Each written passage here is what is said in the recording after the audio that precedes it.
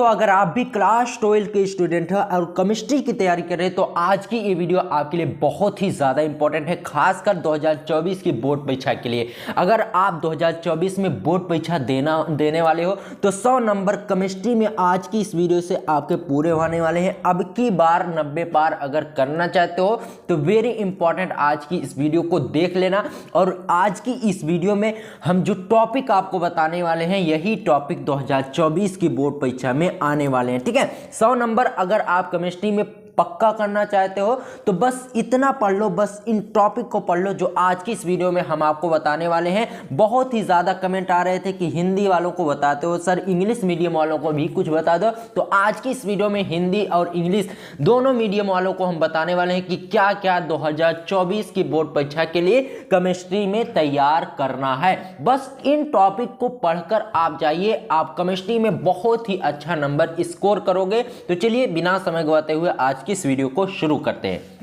देखिए, सबसे पहला टॉपिक आपके केमिस्ट्री में निकल कर आता है, सबसे ज़्यादा इंपॉर्टेंट है मोललता, उसके बाद मोलरता और नॉर्मलता। इन तीनों को आपको तैयार करना है जिसे इंग्लिश में कहा जाता है मोलेलिटी, मोलेरिटी और नॉर्मेलिटी। देखिए, हिंदी मीडियम वालों को भी इंग्लिश जब पढ़ेंगे तो उनको आगे चलकर बहुत ही आसानी हो जाएगी, क्योंकि जब वो किसमें बीएससी करेंगे तो उसमें ना सब इंग्लिश टू इंग्लिश होता है। तो इसलिए जब इंग्लिश थोड़ा बहुत पढ़े रहेंगे तो आगे चलकर ज़्यादा दिक्कत नहीं होगी। बात समझ रहे हैं? ठीक है, उसके बाद देखिए वैद्युत रासायनिक श्रेणी, ये तो हट गया है आपके सिलेबस से, इसे काट देते हैं। ठीक है, electrochemical series.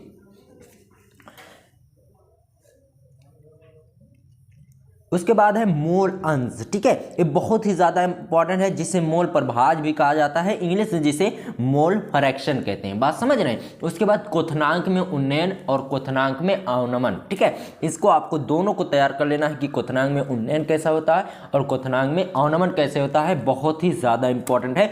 Elevation in boiling point and depression in boiling point, इसे आपको तैयार कर लेना है। चाहे तो आप इसका स्क्रीनशॉट ले लीजिए। चलिए आगे हम बढ़ते हैं। ठीक है, उसके बाद मेन टॉपिक आता है, बहुत ही ज़्यादा इंपॉर्टेंट है, प्रासरण तथा प्रासरण दाब, ऑस्मोसिस एंड ऑस्मोटिक प्रेशर। सबसे ज़्यादा इंपॉर्टेंट है, 2 नंबर में हर साल पूछा जाता है, अब की बार भी चांस है 100% पूछे जाने के। ठीक है, उसके बाद इन चारों नियम को आप तैयार कर लीजिए। राउल्ट का नियम है राउल्ट्स लॉ, हेनरी का नियम हेनरीज लॉ और वांट हाफ गुणांक, वांट हाफ कोफिशिएंट। ठीक है, ये बहुत ही ज़्यादा इंपॉर्टेंट टॉपिक है। राउल्ट का नियम, हेनरी का नियम, वांट हाफ गुणांक और कोलराउस का नियम, कोलराउस लॉ, ये भी बहुत ही ज़्यादा इंपॉर्टेंट है। तो इनको आपको बिल्कुल भी नहीं छोड़ना है, तैयार करके जाना है। ठीक है, उसके बाद संकीर्ण ऊर्जा, एक्टिवेशन एनर्जी, इसको भी आपको तैयार कर लेना है, बहुत ही ज़्यादा इंपॉर्टेंट है, हर साल आपके बोर्ड एग्जाम में देखने को मिलता है,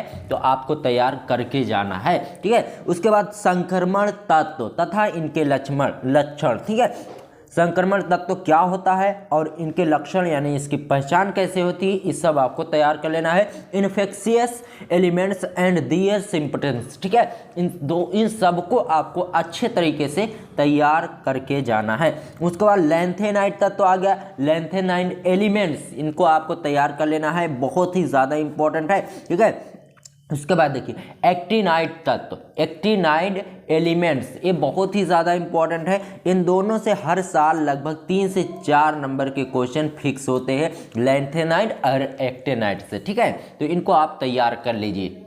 उसके बाद अगला टॉपिक आता है, सबसे ज़्यादा इंपॉर्टेंट केमिस्ट्री की जान जिसे कहा जाता है, इलेक्ट्रॉनिक विन्यास, इलेक्ट्रॉनिक कॉन्फ़िगरेशन, बहुत ही ज़्यादा इंपॉर्टेंट है, हर साल लगभग बोर्ड एग्जाम में आता ही है, तो बाबू इसको भी तैयार कर लो। ठीक है, उसके बाद देखिए ऑक्सीकरण व्यवस्था, ऑक्सीडेशन सिस्टम, ये भी बहुत ही ज़्यादा इंपॉर्टेंट है, इसको भी आप तैयार कर लीजिए। उसके बाद देखिए लैंथेनाइड एवं एक्टिनाइड गुणों की तुलना, लैंथेनाइड और एक्टिनाइड गुणों की कंपैरिजन आपको करना है कि कौन ज़्यादा शक्तिशाली है। बात समझ रहे हैं? उसके बाद देखिए comparison of lanthanide and actinide properties, lanthanide एवं एक्टिनाइड गुणों की तुलना, इसे तैयार कर लीजिए, बहुत ही ज़्यादा इंपॉर्टेंट है।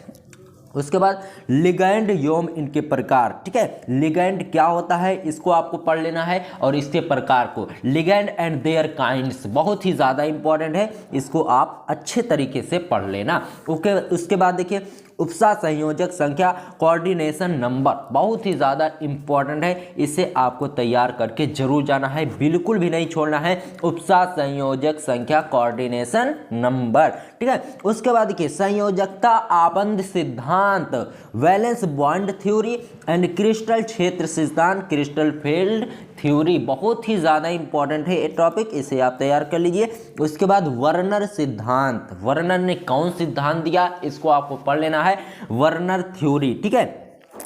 चलिए आगे देखते हैं, चाहे तो आप इसका स्क्रीनशॉट ले लीजिए जल्दी से, उसके बाद आगे बढ़ते हैं। अब देखिए बहुत ही ज़्यादा इंपॉर्टेंट टॉपिक आ गया है, हेलो एल्केन और हेलो एरीन क्या होता है, इसकी प्रतिस्थापन अभिक्रिया बंध की प्रकृति आपको पढ़ लेना है, CX बंध की प्रकृति आपको पढ़ लेना है। Halo alkane and hello arene replacement reaction nature of bond, ठीक है, बहुत ही ज़्यादा इंपॉर्टेंट है। उसके बाद देखिए DDT का उपयोग एवं पर्यावरण प्रभाव, यानी DDT जो फसल होती है इसका उपयोग कैसे होता है और पर्यावरण पर इसका क्या प्रभाव पड़ता है, इसको आपको पढ़ लेना है, use of DDT and environment effect, ठीक है, बात समझ रहे हैं। उसके बाद चलिए आगे देखते हैं कौन सा सबसे ज़्यादा इंपॉर्टेंट है। उसके बाद आता है alcohol, very most important topic है, एल्कोहल निर्माण की विधि, एल्कोहल मेकिंग मेथड, ल्यूकास परीक्षण, ठीक है, ल्यूकास टेस्ट, इसको भी आपको पढ़कर जाना है। अब देखिए फिनाल निर्माण विधि, गुण नामकरण, यानी फिनाल का निर्माण कैसे किया जाता है, इसका गुण क्या है और इसका नामकरण IUPAC नेम कैसे होता है, ये सब आपको पढ़ लेना है। Phenol making method, property nomination, सबसे ज़्यादा इंपॉर्टेंट है ये सब टॉपिक, इसको आपको बिल्कुल भी छोड़ना नहीं है, बात समझ रहे हैं। उसके बाद देखिए ईथर के निर्माण की विधि, ईथर का निर्माण कैसे होता है इसको आपको पढ़ लेना है, इसके गुण को पढ़ लेना है और नामकरण को पढ़ लेना है। Method of ether making, property and nomination, ठीक है, बात समझ रहे हैं। चलिए आगे देखते हैं दोस्तों, अगला टॉपिक है एल्डिहाइड, कीटोन तथा कार्बोक्सिलिक अम्ल। एल्डिहाइड को आपको पढ़ लेना है, कीटोन को तथा कार्बोक्सिलिक अम्ल को और इनके नामकरण को, aldehyde, ketone and carboxylic acid and nomination, इनको आपको पढ़ लेना है, वेरी मोस्ट इंपॉर्टेंट क्वेश्चन है, ठीक है। अब देखिए आगे देखते हैं, यमीन के निर्माण की विधि, यमीन कैसे बनाई जाती है, इसका गुण क्या है और इसकी पहचान कैसे होती है, ये सब आपको तैयार कर लेना है। Yamin making method, property and identification, ठीक है, बहुत ही ज़्यादा इंपॉर्टेंट है, इसको आपको तैयार कर लेना है, ठीक है। उसके बाद देखिए डाइएजोनियम लवण का निर्माण कैसे होता है, इसको आपको पढ़ लेना है, डाइएजोनियम साल्ट मेकिंग। उसके बाद देखिए कार्बोहाइड्रेट तथा इसका वर्गीकरण, कार्बोहाइड्रेट क्या है और दियर क्लासिफिकेशन, यानी कार्बोहाइड्रेट के बारे में पढ़ना है और इसके वर्गीकरण के बारे में आपको पढ़ लेना है, ठीक है। उसके बाद देखिए मोनोसैकेराइड, ये भी वेरी मोस्ट इंपॉर्टेंट है, इसको भी आपको पढ़ लेना है। ग्लूकोज एवं फ्रक्टोज आपको पढ़ लेना है, बहुत ही ज़्यादा इंपॉर्टेंट है। उसके बाद टॉलेन अभिकर्मक, टॉलेन रीजेंट, बहुत ही ज़्यादा इंपॉर्टेंट है, ठीक है। उसके बाद देखिए फार्मिक अम्ल, फार्मिक एसिड, सबसे ज़्यादा इंपॉर्टेंट टॉपिक है, इसको आपको पढ़कर जरूर जाना है। अब जल्दी से इसका स्क्रीनशॉट ले लो, तब आगे देखते हैं कि कौन कौन सा आपका इंपॉर्टेंट टॉपिक पढ़ना है, ठीक है। उसके बाद देखिए फेहलिक विलयन आता है। फेहलिक विलयन क्या होता है, फेहलिक सॉल्यूशन जिसे इंग्लिश में कहा जाता है, और स्मिट अपक्रिया, स्मिट रिएक्शन, ये दोनों बहुत ही ज़्यादा इंपॉर्टेंट है। और स्मिट अपक्रिया सबसे ज़्यादा इंपॉर्टेंट है, 3 नंबर में हर साल लगभग पूछा ही जाता है। उसके बाद ये प्रोटीन संरचना कैसे होती है, इसका कार्य क्या है, आपको पढ़ लेना है।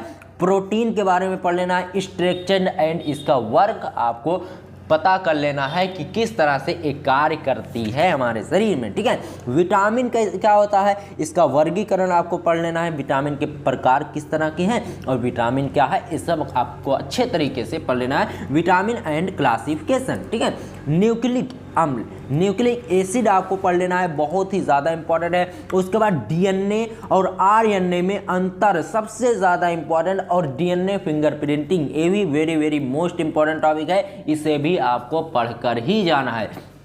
उसके बाद आ जाता है एंजाइम। एंजाइम क्या होता है, इसके बारे में भी आपको पढ़ लेना है। सेलुलोज पॉलीसेकेराइड और डाइसेकेराइड, इन सभी जो टॉपिक मैंने बताया ना, ये सभी टॉपिक बहुत ही ज़्यादा इंपॉर्टेंट है और इन्हीं से ज़्यादा क्वेश्चन अब की बार 2024 में पिकअप किए जाएंगे। तो आपको तैयार करने की ज़रूरत है इन सभी क्वेश्चन को। 90% अगर आप लाना चाहते हो तो इन प्रश्नों को जरूर तैयार करके जाना, जो आज की इस वीडियो में मैंने आपको बताया है। और देखिए सबसे इम्पॉर्टेंट बात, अगर आप केमिस्ट्री में कुछ भी नहीं पढ़े हो तो सबसे पहले इनको आप नोट डाउन कर लीजिए, उसके बाद एक एक करके एक एक हेडिंग करके आप इसे तैयार करते चले जाइए। चलिए मिलते हैं आपसे किसी और वीडियो में, तब तक के लिए गुड बाय, जय हिंद, जय भारत।